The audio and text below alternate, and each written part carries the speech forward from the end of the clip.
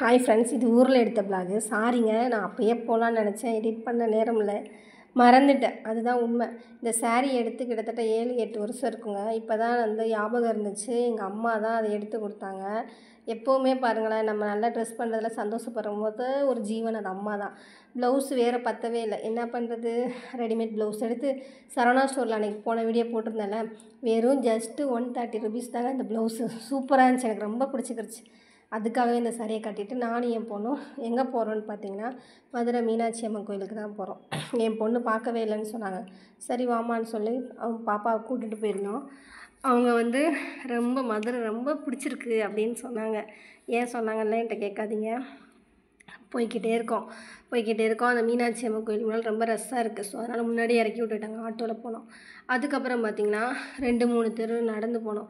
இந்த பக்கம் ட்ரெஸ்ஸாக இருக்குங்க. சுடிதாரு, ட்ரெஸ்ஸு, சாரீ, நைட்டி, சின்ன பசங்களுக்கு எல்லாமே இருக்குது. தெரியுதா மீனாட்சி அம்மன் கோயில்? ஆனால் கோயிலுக்கு போகிறப்ப மண்டையில் இருக்க கொண்டே மறந்த மாதிரி கரெக்டாக நாங்கள் போகிறோம். அந்த கோயில் நட சாத்திட்டாங்க. என்ன பண்ணுறது, மக்களாக நடந்துட்டு சுற்றி பார்த்துக்கிட்டு இருந்தோம். அப்போ கோவமாக இருக்குது. ஆனாலும் என் பொண்ணு இல்லை. அப்புறமேல அவள் காமெடி பண்ண, நான் காமெடி பண்ணேன். அங்கேயே நடந்துக்கிட்டே இருக்கோம். 4 அந்த திசை கோபுரம், அந்த வாசலில் கிழக்கு கோபுரம், கிழக்கு வாசல், மேற்கு வாசல் எல்லாத்தையும் நடந்து பார்த்து வேப்ப மர காற்றை வாங்கிட்டு இருந்தோம். நாங்கள் போன நேரம் கோயிலோட கும்பாபிஷேகத்துக்காக பெயிண்ட் அடிக்கிறேன்னு சொல்லிட்டு எல்லாம் அந்த துணியெல்லாம் வந்து லாக் பண்ணி வச்சுருந்தாங்க. ஃபோட்டோஸே எடுக்க முடியலங்க. இந்த பூ பார்த்திங்களா, நான் வச்சுருக்கேன்ல அதே பூ.